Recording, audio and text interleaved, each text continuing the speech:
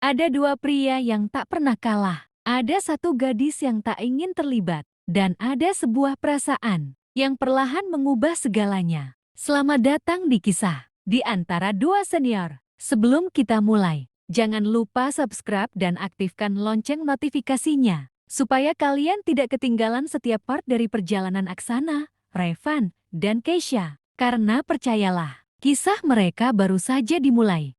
Bab 16, tanpa mengatakannya. Pagi itu, Keisha datang ke kampus dengan mata yang masih terasa berat. Malam sebelumnya ia baru tidur menjelang pukul 2. Dan pagi ini, kuliah dimulai pukul 7. Tubuhnya terasa lelah. Namun seperti biasa, ia tetap memaksakan diri untuk berangkat. Karena baginya, menyerah bukan pilihan. Hari itu jadwal organisasi juga cukup padat. Setelah kuliah, ia harus menghadiri rapat persiapan seminar. Belum lagi laporan yang masih menunggu revisi. Saat memasuki ruang organisasi, beberapa anggota sudah berkumpul. Keisha langsung membuka laptop, berniat menyelesaikan pekerjaan sebelum rapat dimulai. Tak lama kemudian, Aksana masuk. Ruangan yang semula ramai langsung sedikit tenang. Seperti biasa, ketua organisasi itu membawa beberapa map dan berkas. Aksana berdiri di depan, lalu mulai membahas agenda hari itu.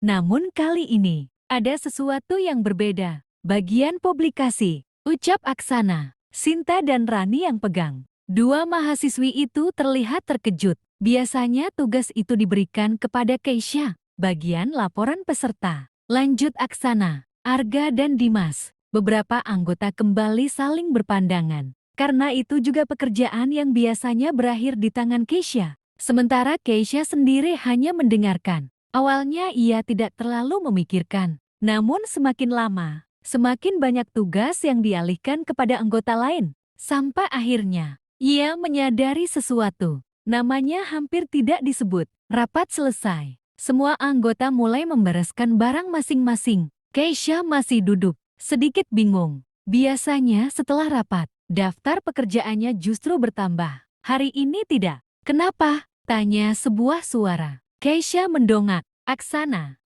kamu kelihatan sedang berpikir. Oh, Keisha menutup laptopnya. Tidak apa-apa, Kak. Aksana terdiam beberapa detik, lalu berkata pelan. Kamu nggak harus mengerjakan semuanya sendiri. Keisha sedikit terkejut, karena kalimat itu terasa tiba-tiba. Aku tidak keberatan, Kak. Aku tahu. Jawaban Aksana datang cepat. Itu justru masalahnya. Keisha menatapnya bingung. Sementara Aksana menghela napas pelan. Ada anggota lain. Mereka juga bisa bekerja. Untuk beberapa detik, tidak ada yang berbicara. Keisha tidak tahu harus menjawab apa. Karena selama ini, ia memang terbiasa menerima semua tugas yang diberikan. Dan jujur saja, ia tidak pernah berpikir untuk menolak. Aku cuma nggak mau pekerjaan organisasi mengganggu kuliahmu. Lanjut Aksana. Nada suaranya tenang. Namun entah kenapa, kalimat itu terdengar tulus, sangat tulus.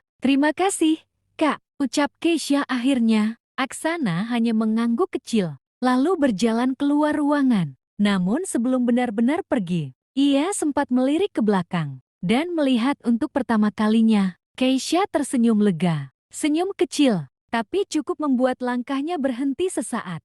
Sementara di tempat lain, Revan sedang duduk di kantin. Di depannya ada 2 gelas minuman dingin. Satu untuk dirinya, satu lagi, seperti biasa, untuk Keisha. Namun saat menunggu, ia menerima pesan dari Keisha. Maaf, hari ini aku bisa pulang lebih cepat. Revan tersenyum kecil. Ia tidak tahu alasannya. Tidak tahu bahwa seseorang baru saja diam-diam mengurangi beban gadis itu. Tapi ia ikut merasa senang. Karena untuk pertama kalinya dalam beberapa hari terakhir, pesan dari Keisha tidak terdengar lelah. Dan tanpa mereka sadari, perhatian dua senior itu mulai bergerak ke arah yang sama. Yaitu satu orang, bernama Keisha. Bersambung. Setiap cerita punya waktunya. Dan setiap perasaan akan menemukan tempatnya. Terima kasih sudah mengikuti perjalanan ini. Sampai jumpa di Senandika Senja.